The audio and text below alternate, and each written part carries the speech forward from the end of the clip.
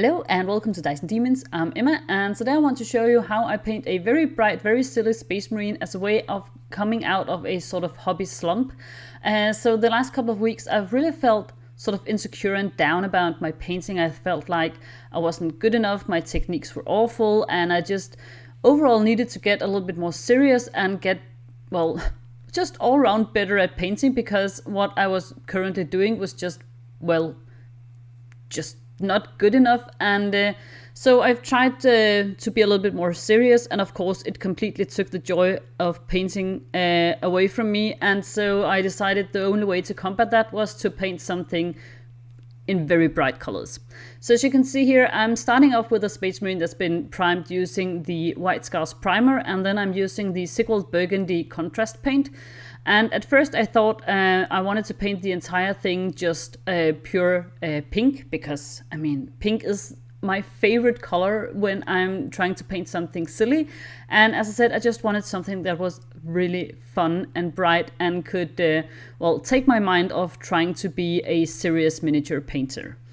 But as soon as I started painting, I realized I don't just want pink, I also want turquoise. And so I removed the first layer of paint, as you can see here, from the metallic loincloth he's got in front. Just because, I mean, pink is fun on its own, but so is turquoise and really bright green. So why not combine the two and just go to town and have as much fun as I possibly could. So the next layer of paint I'm using here is another contrast paint, and this one is called Achillean Green, and it's sort of a nice deep turquoise color, and I use it for a lot of my painting projects as sort of the base color. It's just a nice starting off point, I think. And you'll notice, of course, that since these are contrast paints and they don't really work that well on big flat surfaces, they do tend to pull and look a little bit uneven, but I'm going to be covering with all sorts of textures, so it doesn't really matter much. Then I decided, instead of the cross-hatching that I often do, I wanted to just do the, dots. I suppose you might call it pointillism. I'm not quite sure that's the correct term, because that's like a whole art style. But I'm using, as you can see, a metal sculpting tool with a small rounded head, and then I'm just doing quick dots on the armor. It's very easy to do, very quick, and even if you mess up something, you can just put more dots on top and it's no issue at all. So the first layer of dots I am putting on here are with some chimera colors, and this one is called magenta. And I think I mixed it up. The first layer I mixed it up with just a little bit of black just to deepen it. And then I had a layer, as you can see here, where it's just the pure magenta. And then from then on, I mixed in the Chimera Magenta with some fluorescent colors. Again, these are from Huge Miniatures. And the two pink fluorescent colors I have are called Cyber Pink and Pulse Wave Pink. And I used both of these in this painting project. And you can see I'm just putting in progressively lighter layers of dots, and I'm trying to have a higher concentration of lighter dots at the top of the armor plates. I suppose you might think of it as sort of a way of illustrating light and shadow, where you might have more lighter colors coming from above, like the sunlight, for instance, hitting it from above.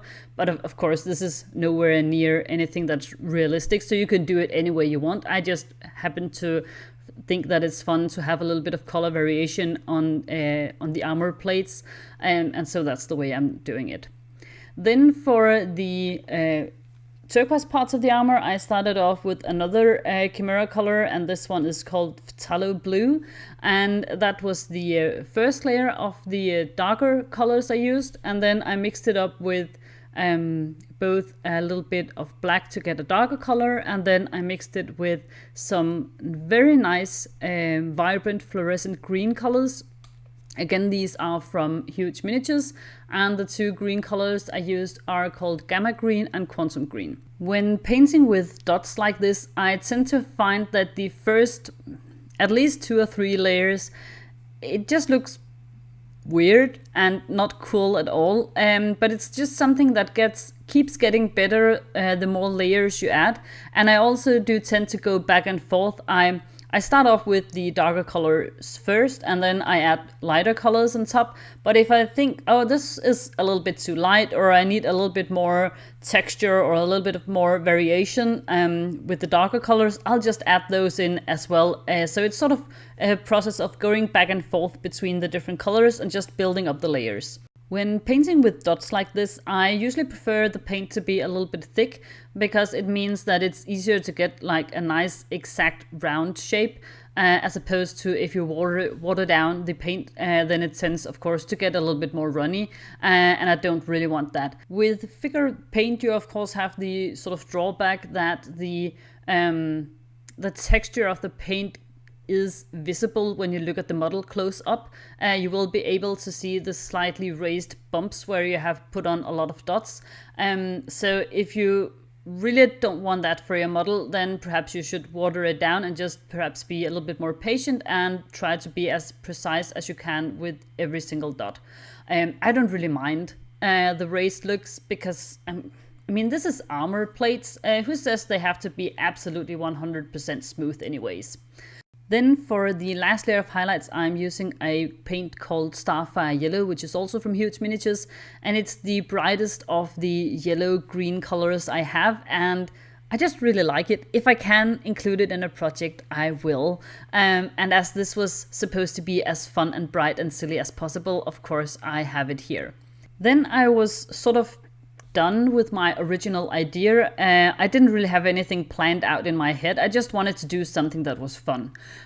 So I just did the dots, and then I would see where that took me. And I thought it looked, it was fun and it was bright, but I thought, I mean, it's still missing something. So why not add a neon orange edge highlight to every single armor plate? That will certainly enhance the look and make it look beautiful. Well, perhaps not beautiful, but very silly indeed and very fun, so that's what I did. And then after I had tried to do an edge highlight all around the armor plates, I decided that at some points the sort of orange would blend in too well with the pink especially, but also with the green, and I wanted it to be really nice and sharp, so it would be very readable, because this is very busy, I know. And so I like to do, for instance, sharp black outlines if I make a model that's very busy, to make it a little bit more readable and a little bit more, look a little bit more sharp and perhaps a little bit more graphic.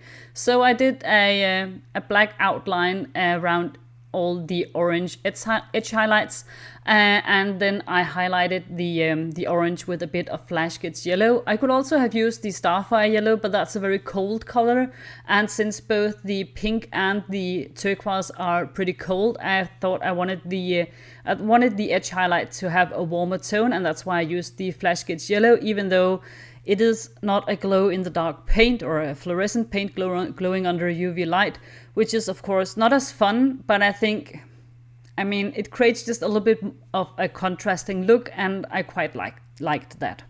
And here you can see the final result.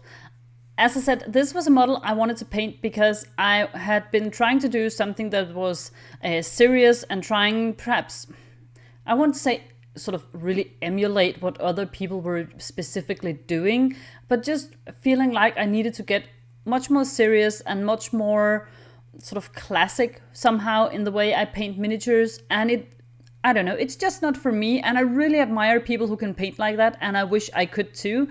But this is just more me, and so I had to do something that was just fun and silly, and this was it. And I do think it fits the bill. And here you can see, of course, also what it looks like under a UV light, and it is perhaps even better than under a normal light, because it just looks, I mean, it looks ridiculous, which is amazing, which is exactly what I was going for. I spend a lot of time and energy making these videos, and so I of course really appreciate the wonderful people who support Dice and Demons over on Patreon. So thank you so much to Thomas Madsen, Scott Broadway, Gwen L, Queen's Wolf, Double J's Terrain, Mola Mola, Cyberfossil, Steve Eberly, Bosworthy Rogue, Mando Project, Starcon85, S. Bear, Economicus, and Elliot Philby. I'll leave a link to the Patreon page in the show notes so you can follow that if you also want to support Dice and Demons.